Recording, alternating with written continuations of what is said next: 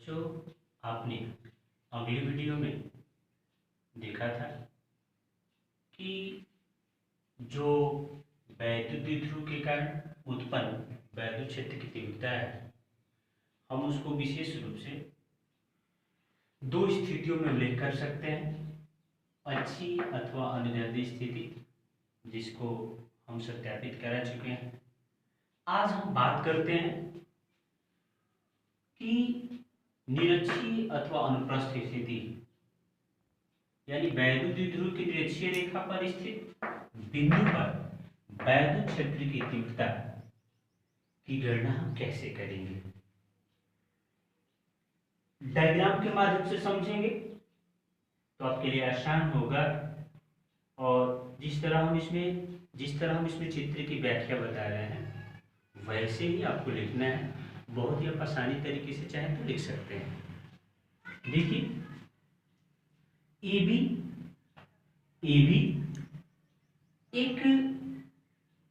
जो है एक वैद्युत द्विध्रुव है, जो -q तथा +q दो आवेशों से मिलकर बना है। और इस वैद्युत द्विध्रुव का मध्य बिंदु O है। वैद्युत द्विध्रुव के मध्य बिंदु O से R दूरी पर एक बिंदु P स्थित है, जहां वैद्युत क्षेत्र की तीव्रता E की गणना करना है। अब देखिए, यहां से हम कहते हैं यह जो डिस्टेंस है PB की दूरी, यदि हम PB की दूरी निकालें तो PO और B यह जो है एक राइट ट्रायंगल है। और इस राइट ट्रायंगल में PV जो है हाइपोटेन्यूस यानी कर्ण है। और हम यदि कर्ण निकालना चाहेंगे तो कर्ण बराबर होता है आधार का स्क्वायर और लंब का स्क्वायर। यानी यह PV की जो डिस्टेंस होगी वह रूट में r² प्लस l² होगी। ठीक इसी प्रकार से यदि हम PA की दूरी निकालते हैं तो यह r है इतना, ये l है, तो ये दूरी भी r² प्लस l² होगी, जैसे कि हमने इसको बताया। आइए, यानी तो हम इसको यहाँ पे लिख सकते हैं जो हमने डॉटेड स्थान दिया है, जैसे हमने चित्र की व्याख्या की। आप चाहें तो यहाँ पे उसको आसानी से लिख सकते हैं। अब हम करें +q आवेश के कारण जो बिंदु P की दूरी है वह करनी में r² प्लस l² है।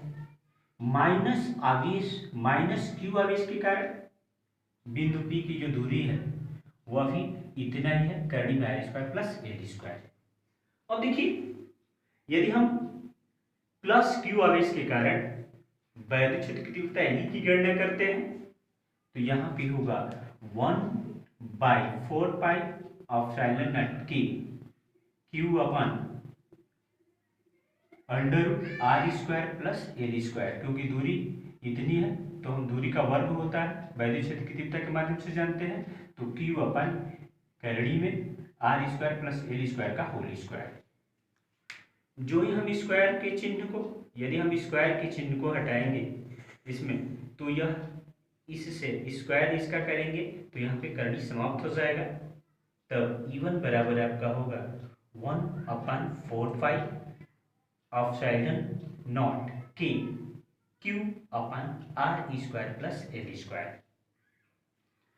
ठीक उसी प्रकार से -q आवेश के कारण वैद्युत क्षेत्र की तीव्रता E2 1/4 pi epsilon k q upon root में r² प्लस l² का होल स्क्वायर, पुनः होल स्क्वायर है। पुनः यदि हम इसको स्क्वायर के चिन्ह को, यदि हम इस पर r² प्लस l² तो यह करनी हट जाएगी, क्योंकि जब करनी का स्क्वायर करेंगे तो फिनिश हो जाएगा।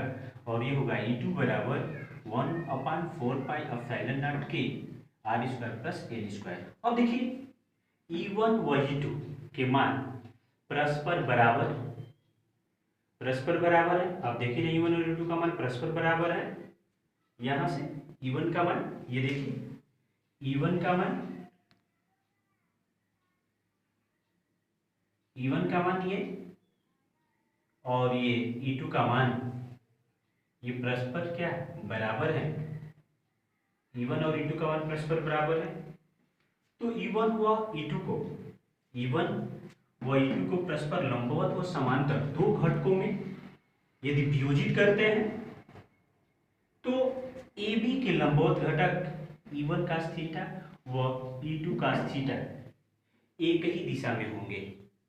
और जब ये एक ही दिशा में होंगे तो हम आसानी से कह सकते हैं कि E बराबर E1 cos theta plus E2 cos theta.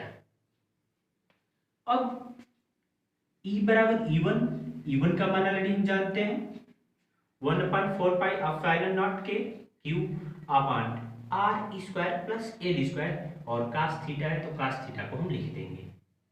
पुनः देखिए E2 का मान, यहां से हम E2 का मान जानते हैं, E2 का मान यहाँ पे रखेंगे तो E1 और E2 का मान सेम है 1/4 पाई एप्सिलॉन नॉट के और Q upon R square plus L square, और cos थीटा है तो cos थीटा।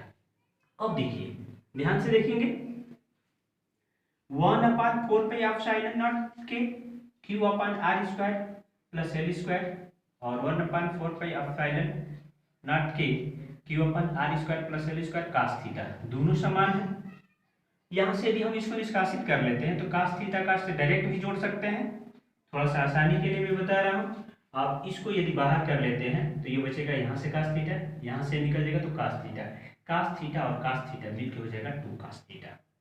तो आप लिख सकते हैं 1/4 पाई एप्सिलॉन नॉट के Q upon R square plus L square और 2 cos थीटा। अब आइए cos थीटा का मान क्या होगा, तो इसमें से हम किसी ट्रायंगल की यदि बात करते हैं, क्योंकि POB चाहे POA ये दोनों जो है राइट ट्रायंगल है। जब दोनों राइट ट्रायंगल हैं और cos थीटा का मान आप जानते हैं कि cos थीटा का जो यहाँ पे मान होगा वह होता है cos थीटा का मान, और cos थीटा बराबर आप निकालते हैं तो cos थीटा बराबर होता है आधार, देखिए आधार और बटा में क्या होता है कर्ण। cos थीटा का मान जो होता है आधार बटा में कर्ण होता है।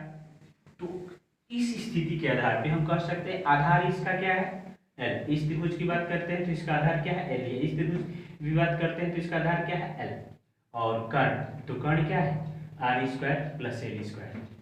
तो हम यहां से cos थीटा बराबर लिख सकते हैं L अपन करनी में R square plus L square, करनी में R square plus L square.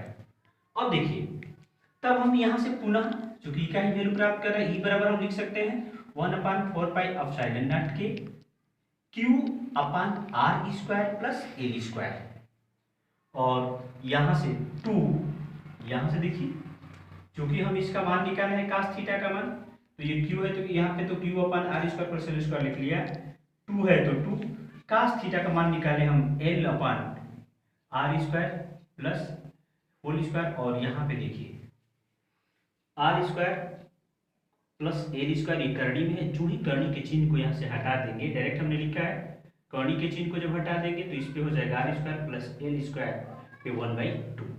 अब आप जानते हैं कि यदि किसी राशि का यदि हम गुणा करते हैं तो गुणा करते समय हम घातांकों को क्या करते हैं ऐड करते हैं। तो आप यहाँ देख लेंगे R square plus L square, और हमें इसका मल्टीप्लाई करना है R square plus L square upon 1/2।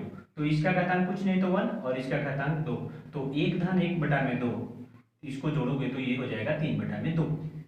तो अब इसको हम आसानी से लिख सकते हैं, इसको और इसको एक साथ हमने मल्टीप्लाई कर दिया, इसको मल्टीप्लाई किया अंश में अंश का तो ये हो जाएगा 2QL, और इसका मल्टीप्लाई कर दिया तो R square plus L square पर 3/2।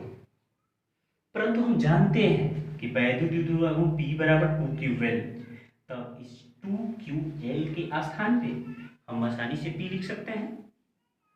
तो अब इसको लिखेंगे तो E बराबर 1/4 pi epsilon naught K P upon R square plus L square और होल टू द पावर 3/2। अब देखिए, यदि एल का मान आर की अपेक्षा कम हो अर्थात L is less than R, यानी आर जो है एल की अपेक्षा अत्यंत बड़ा हो, तो उस स्थिति में एल के स्थान पे हम लिखेंगे 0। तो यहाँ पे लिखेंगे ई बराबर 1/4 K P upon R square plus L के स्थान पे 0 होल टू द पावर 3/2, यानी ये हो जाएगा, इसको पुनः वैसे लिख लेंगे, ये p बटा में आर स्क्वायर का 3/2 और इसको करेंगे तो 2 से 2 कट जाएगा, तो ये आपका बचेगा खाद 3। निर्वात अथवा वायु के लिए यदि हम k बराबर 1 मानते हैं तो E बराबर 1/4 p अपन आर क्यूब, और इस तरह यह हम वैद्युत ध्रुव की निरक्षीय रेखा पर स्थित बिंदु पर वैद्युत क्षेत्र की तीव्रता की हम गणना किए। आप इसको आसानी से कर सकते हैं, और इस तरह हम निरक्षीय अथवा अनुप्रस्थ स्थिति में वैद्युत क्षेत्र की तीव्रता E बराबर हम प्रूफ कर सकते हैं 1/4 E बटा में आर क्यूब। आप इसको ध्यान से देखिए, रिवाइड कीजिए, आपको आसानी से आ सकता है। थैंक्स।